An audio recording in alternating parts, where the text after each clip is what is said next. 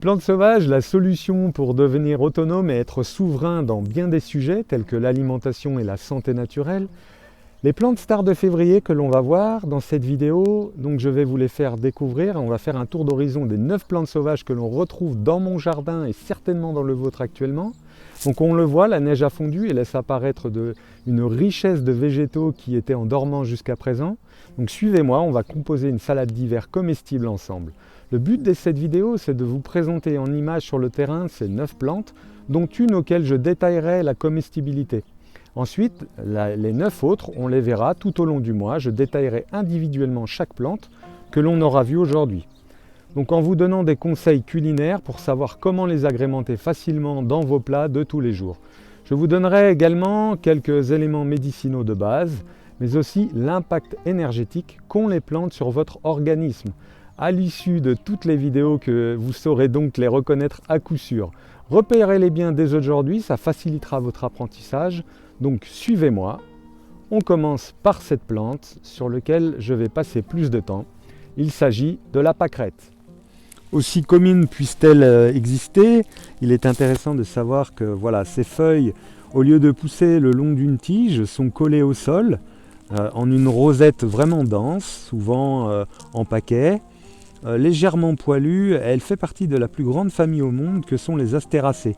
Alors on reconnaît facilement ici la rosette avec un bouton floral donc qui est déjà parti en floraison. Ici on a un bouton floral qui n'est encore pas ouvert. Voilà. Donc on va pouvoir tout cueillir. Sa floraison a vraiment lieu toute l'année. Donc côté cuisine, le goût des feuilles est vraiment rafraîchissant. Il est légèrement piquant, un poil amer et un peu acide. Celui des fleurs est plus doux, fruité, un peu piquant, légèrement amer. Qu'il s'agisse des feuilles ou des fleurs, pédoncules compris, on peut les manger crues comme cuites. Les feuilles tendres ont une consistance croquante et agréable et font de bons ajouts aux salades. Une salade entière de feuilles de pâquerette risque par contre d'être trop piquante et d'irriter la gorge. Elles peuvent aussi rentrer dans la composition d'un fromage blanc aux herbes ou d'un pistou.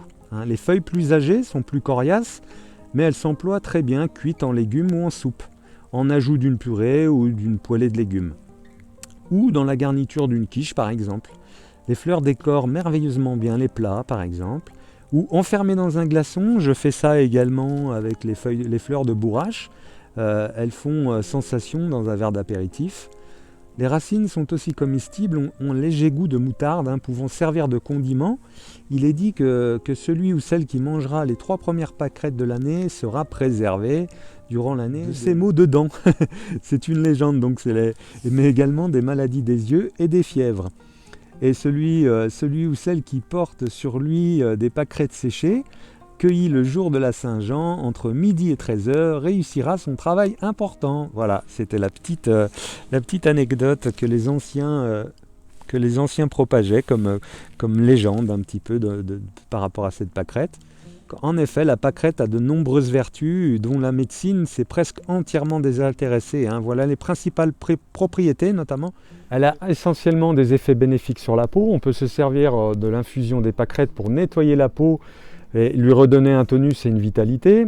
Ou pour vous, mesdames, le macérat huileux de pâquerette a un effet galbant sur les seins car il raffermit les tissus. Prise en interne par infusion ou teinture, la pâquerette a une action dépurative. Plus les toxines sont évacuées par les intestins, moins la peau a besoin de s'en charger et mieux elle se porte. Elle est anti-hématome. En cas de traumatisme, coup, entorse, la pâquerette peut être employée comme l'arnica, ce qui lui vaut le nom de petit arnica. L'infusion ou la teinture diluée ont une action antibactérienne et peuvent servir pour désinfecter des blessures vulnéraires. La pâquerette aide à cicatriser par application de cataplasme et de la plante écrasée, vraiment. En cas d'irritation de la bouche ou d'inflammation du tube digestif, l'infusion peut agir comme anti-inflammatoire des muqueuses.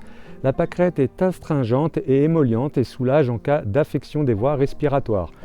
Les anciens la conseillent comme tonique printanière pour nettoyer le sang. Elle serait capable de réguler le métabolisme du calcium et serait ainsi utile en cas de nodules calciques, des calcifications et fractures. Donc on passe aux plantes suivantes maintenant, que l'on verra en détail par la suite. Voici donc la première que j'ai sous la main. Donc là, on peut s'apercevoir qu'elle est facilement identifiable. Et le lamier a donc une tige carrée, comme toutes les plantes de la famille des lamiacées. Donc on expliquera plus tard les particularités de cette plante et comment la cuisiner. Passons à la suivante. La suivante est donc la benoîte urbaine. Vous voyez, on voit ces deux petits lobes détachés de la feuille principale qui est juste au-dessus. Elle est facilement distinguable. Voilà, en général, il y a environ 4 ou 5 feuilles qui poussent aux alentours. Ici, nous avons tout un tas de gaillets. Voilà. Vous voyez, ça fait un peu en forme d'étoile. Elles sont bien séparées, c'est facilement reconnaissable également. Il n'y a pas possibilité de confusion, comme toutes les plantes que je vous ai présentées jusqu'à maintenant. Vraiment facile à identifier. Ici, classiquement, voilà, ça pousse partout autour de chez moi, de la ciboulette, aussi appelée civette. Voilà, elle est vraiment très commune, fait partie des aromatiques et des condiments dans les plats, très puissante en goût et elle va bien se marier avec notre petite salade d'hiver. Ici, on voit le prime vert, donc qui est déjà en fleurs. Donc il existe plusieurs sortes de prime vert. Donc là, on voit ces feuilles, là aussi parfaitement reconnaissables. Et on retrouve toute l'année le prime vert. Et donc on peut le consommer toute l'année. Donc là, on va cueillir les petites feuilles et également la fleur pour notre salade. Ici, nous avons le plantain lancéolé, faisant partie des 3 types de plantains que l'on trouve en France métropolitaine. Donc lancéolé qui veut dire en forme de lance. On voit, la feuille est vraiment atypique avec 3 ou 5 nervures à l'intérieur de cette feuille. Donc voilà, là on va cueillir ces petites feuilles là qui sont les plus tendres. On va privilégier là tout au long de notre cueillette là les jeunes pousses, les plus tendres. Nous voilà déjà avec une jolie salade à grignoter, avec une vinaigrette simple, au vinaigre de pomme et huile de colza par exemple. Si des ateliers de cuisine et cours sur les plantes sauvages vous intéressent, les éléments se trouvent dans la description de cette vidéo. Pour recevoir les prochaines vidéos et apprendre en avançant dans la saison, n'hésitez pas à vous abonner en cliquant sur la cloche juste en dessous. Voilà, et je vous souhaite un bon appétit!